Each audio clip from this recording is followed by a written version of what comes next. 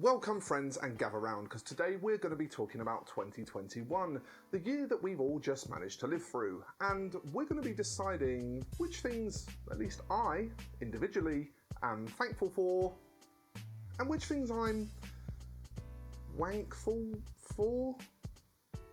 I didn't script that bit, I just wanted to say wank. So as we always do when we do these list videos, we're going to start with a bad one, because then we can alternate which satisfies my need for neatness, and we can end on a high one, which is always nice. I'll give my top 3 of each, but as always I welcome you to join in the comments as well. Feel free to post your favourite thanks and wanks, which we're now stuck with. Well done, me. But before we jump into all of that, I would just like to take a second to remind you to please consider subscribing to the channel. Very small numbers of people that view my videos are actually subscribers, the vast majority of you are not. Not only does it help the channel massively, but it's also totally free. If you are feeling a bit more spendy though, there are some affiliate links below. You could use those and just spend your normal hobby money that you're spending, but I'd get a kickback. That would be super cool. Or there's also my Patreon campaign linked in the description. Now then, we have some lists to do.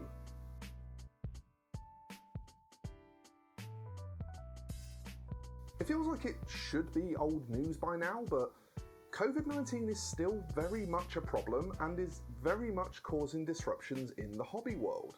As well as countries such as Australia, New Zealand and a bunch more actually having huge chunks of their tournament schedule for the year completely wiped out by COVID, shipping lines have also been disrupted constantly, especially coming from Asia. This has been felt quite sorely by the Warhammer community, but probably the ones who have had it worse are the Battletech community, really struggling to stay on top of things. So in conclusion, dear COVID, fuck off, sincerely, miniature wargamers.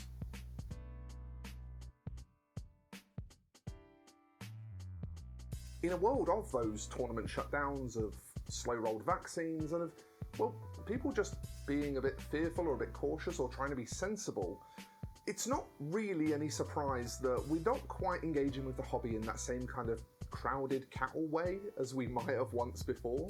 Whilst for introverts like me, this is kind of in one hand a blessing in disguise, on the other we can all admit, and we all know, it can get really lonely. Thankfully, because of the internet, not only do we have Tabletop Simulator, Discord servers, all sorts of social media platforms to keep us engaged and occupied and living the hobby every day, but we also have some incredible YouTubers out there. So I'd like to send some thanks to Ninjon, Vince Venturella, Cujo, and Pleasant Kenobi, but there are many more as well. I wanted to give a ton of shout outs here, but it would have just made the video really long. Those are my personal favourite content creators, the ones that have really been keeping me inspired and motivated during lockdown. What are yours? Let me know in the comments.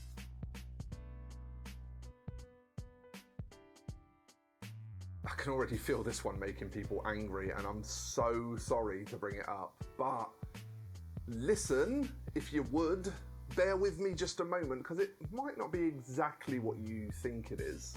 First of all, I love Warhammer 40k. It's been my longest miniatures hobby. It's the one I've engaged with the most, I know the most about, I've easily pumped the most money into it over the years. And I've been in the hobby for 30 years. So believe me when I say I'm not one of those anti-Warhammer types, although given recent events the last year or so, I could absolutely understand if you had mistakenly thought I was. But, and it is a rather large but, Warhammer 40k 9th edition is genuinely my least favourite edition of 40k ever. And I even mean including 2nd edition. I like 2nd edition more than 9th, that's how bad it is at this point. Between it being the most tricky, convoluted and poorly maintained Warhammer ever, with more FAQs than you can shake a stick at, and the only way to access the rules in a usable way being to, finger quotes, steal them from Wahapedia and Battlescribe, it's also the edition in which we saw GW really kick into full gear with the money grabbing tactics, milking the fanbase something fierce. Even openly admitting to FOMO marketing in their product spiels, let us not forget, 2021 was the year of the bundle, that didn't actually include any discounts, which is the point of a bundle. These things combined just made it impossible for me to stay keen.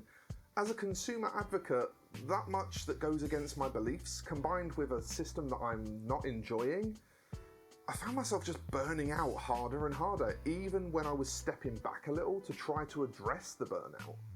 I'm not saying you can't like Ninth. I'm not saying there's anything wrong with you if you do like Ninth.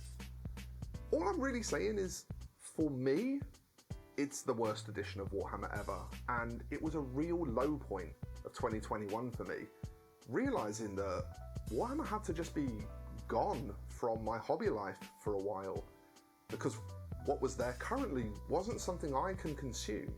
I will say I'm really hopeful that things will change for the positive in the future, and I do remain optimistic on that front.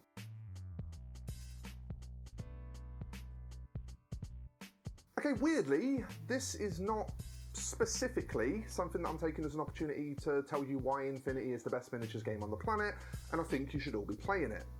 It is, and you should, but that's not actually why I'm giving Corvus Bella a mention here. It's more to provide a really nice contrast to the previous point, as well as making two incredible games in Infinity and Aristea, the latter of which is a miniatures game so incredibly fun and appealing that my non-wargaming, non-interested in any nerdy hobbies at all girlfriend regularly plays it with me and loves it.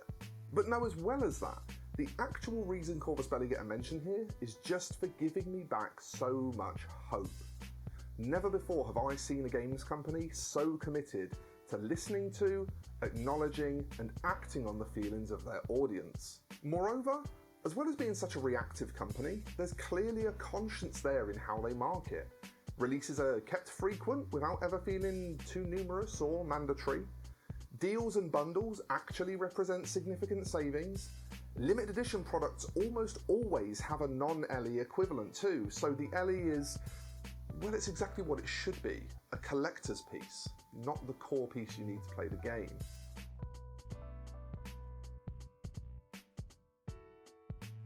With the frustrations of a very difficult year, piling straight onto the back of the frustrations of a very difficult previous year prior to it, with financial troubles the world over right now, with boredom at a peak, we shouldn't really be surprised that fallouts and fighting are on the rise in certain communities. With many community leaders working harder than they ever normally would have to try to moderate and keep fallouts to a minimum, or to resolve them calmly, it's been a really tough year if you're someone who enjoys the hobby regularly through social media. Ultimately, the takeaway here is that we don't really know what each other's struggles are most of the time. Many fallouts on the internet are caused not by the actual topic of disagreement, but by the struggles people face behind the curtain, wearing them down and making them less tolerant or less able to converse calmly. I think we can all agree that this is a hobby that's best enjoyed together, so I personally hope that as the world improves, and I hope within that hope that the world does improve, that going on into next year we can start to see some of those communities mend, calm down a little bit, start to be a bit less bitey. I'm not saying it's all of them, but it is definitely some of them.